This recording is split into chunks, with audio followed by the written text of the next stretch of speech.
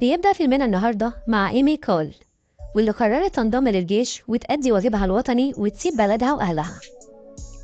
وفي أول يوم خدمة ليها في معتقل جوانتانامو في كوبا، وقف القائد وادالهم التعليمات واللوائح المنصوص عليها واللي هيتعاملوا بيها مع المعتقلين، وقال لهم إنهم بقالهم 8 سنين هنا، اتعاملوا كأنكم في منطقة حرب، وأكد لهم على استخدام اللاسلكي لو حصل أي خطر، وإن مهمتهم هنا مش منع المعتقلين من الهرب لأن الجدران هي اللي بتقوم بالمهمة دي، لكن مهمتهم منعهم من الموت، وإن الجنود ما يتكلموش مع المعتقلين، ولو كان في ضرورة للكلام ممنوع يكشفوا عن هويتهم. وبدأت المهمة. أول ما كانوا بيخرجوا معتقل ينقلوه مكان تاني، كول كانت مع مجموعة من زمايلها. قالوا لها مهمتك إنك تمسكي إيده اليمين علشان ما يهربش منهم أو يقاومهم، والاتنين اللي معاها كل واحد بيأيد حركته وبيمسك جزء من جسمه. ولما جت كول تمسك ايد المعتقل مسكته من ايده الشمال فضربها بشدة على بقها واتعورت ونزل منها دم، لكن باقي الضباط اللي معاها سيطروا على الموقف وخلصت المهمة. تاني يوم بتمر كول على المعتقلين لأنهم بيوزعوا عليهم كتب يقروها، لكن في منهم معتقل اسمه علي من العراق رقمه 471. قال لها أنا بطلب كتاب من زمان وهم مش بيجيبوهولي، وفضل يكلمها عن الكتب ويناقشها فيهم، ولحد ما جه الجندي زميلها وزعق لها إنه بيكلمها ومشيت. وهي واقفة في دورية حراسة عليهم، علي كلمها تاني عن الكتاب اللي عايزه، وحكى لها عن القرآن اللي بيحبه، وقال لها إنه قرأ الإنجيل بتاعهم، وسألها أنتي تعرفي حاجة عن القرآن؟ لكن كول ما كانتش بترد، وهو بيقول لها إحنا هنا محبوسين زي بعض، يعني زهقانين، ليه مش بتحبوا تتكلموا معانا؟ طلب إنه يشرب مية. أول ما اديته الإزازة من فتحة صغيرة من الباب رمى على لبسها خازوراته، فاتضايقت جدا ومشيت علشان تنظف لبسها الرسمي، لكنهم قرروا يفاجئوه بعقاب يليق باللي عمله. المتطوعين في المعسكر قرروا يغيروا جو ويروحوا رحلة نيلية مع بعض، وبالفعل راحوا. ولما رجعت كل المعسكر شافت علي وهم بيرجعوه لأوضته وباين عليه أثر التعذيب، حست بألم بينها وبين نفسها، وراحت دورت على الملف بتاعه وقريته، وشافت فيه صور ليه بشعة من كتر التعذيب، وإنه من ألمانيا ومحبوس من 8 سنين بدون تهمة. ولما جاء وقتها في الحراسة عليهم راحت له ولقيته بيرسم على ورقة ورسمه فيه إبداع. قالت له أنا دورت على الكتاب اللي أنت عايزه من المكتبة وما لقيتهوش، ما صدقهاش، لكنها أكدت له إنه مش موجود في مكتبة المعسكر، ووعدته إنها هتدور عليه وتجيبه له. وبعد 8 شهور من نفس الروتين، المعتقلين المتطرفين حرضوا بعض وامتنعوا عن الأكل لمدة 5 أيام.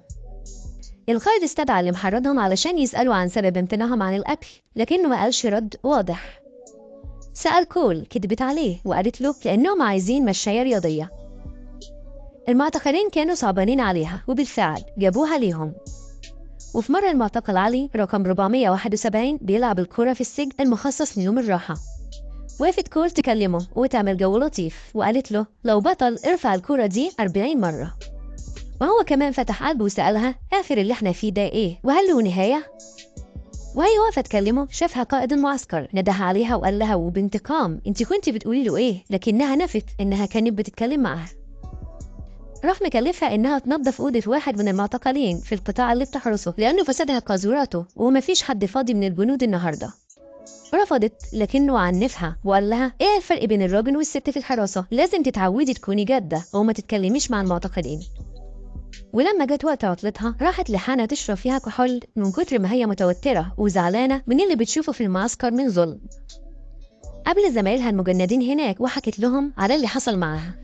ولما راحت شغلها الصبح استدعاها القائد الأعلى واستجوبها عن علاقتها بالمعتقل علي.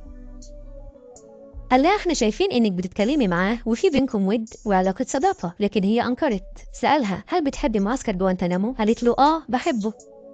ضحك وقال لها أنا بقى بكرهه، أكيد مفيش حد فينا حاسس بفخر إنه في المكان ده، بس أنا القائد بتاعي أمرني أجي هنا وجيت. وعموما المجلس العسكري الشهر الجاي هيحقق معاكي بخصوص علاقتك بالمعتقل رقم 471. اتصدمت كول واستأذنت ومشيت.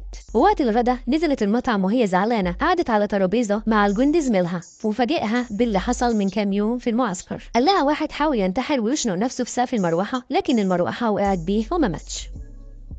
قالت له طبيعي المعتقلين يعملوا في نفسهم كده، لكنه فاجئها إن اللي حاول ينتحر واحد من العساكر مش المعتقلين، ضحكوا بسخرية هما الاتنين. سألت زميلها أنت مش بتحس بتأنيب ضمير ناحية المعتقلين؟ قال لها لأ دول ناس إرهابيين. كول قالت له إرهابيين 11 سبتمبر فجروا نفسهم وماتوا خلاص. قال لها احنا محظوظين، كان ممكن نكون مجندين في العراق، مشكلتك إنك بتتكلمي مع المعتقلين. والصبح أصدر قرار بإنها تتنقل في فترة الحماية الليلية على المعتقلين، وعلي فضل يدور عليها الصبح لما ملقاهاش ويسأل الحراس فين الشقرة اللي كانت هنا لأنه ما يعرفش اسمها، وهي ما كشفتش عن هويتها حسب تعليمات ولوائح المعتقل. ولما جه الليل وهو نايم حس بوجودها، فرح وقام اتكلم معاها على طول، فتح قلبه ليها وقال لها إنه من ألمانيا وهو مش إرهابي ولا منتمي لأي تنظيم. كول كانت متعاطفة مع حالته وحاسة بيه، وهي كمان قالت له إنها سابت بلدها علشان عايزة تعمل حاجة مفيدة فتطوعت في الجيش، وكانت في أسباب تانية جواها لكنها ما قدرتش تقولها. علي نادى على كول وسألها عن التاريخ، قالت له إحنا في شهر يوليو. قال لها أنت هتمشي من هنا قريب لأنهم بيغيروا الحراسة علينا في شهر أغسطس، وده بيكون أصعب شهر بيمر علينا هنا لأن الحراس الجداد بيعتبرونا أشرار وبيمارسوا علينا القوة. كان حزين إنها هتمشي وهتختفي من حياته قريب، فقرر الانتحار ورفع السكين على رقبته، لكنها حاولت تقنعه إن أي وضع صعب ممكن يتغير وخليك متماسك.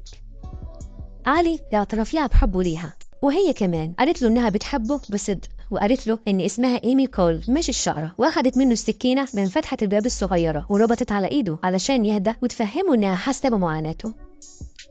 ولما روحت لمت حاجتها وسابت الخدمة وسافرت. علي لقى حراس رجالة جداد وهم بيعرضوا عليه الكتب اللي هيختار منها، لقى الكتاب اللي كول كانت معداه بيه، أخده ولقى إهداء في نهاية الكتاب منها ليه في كلام جميل وإيجابي عنه وعليه أمدتها بالشقراء زي ما كان بيناديها.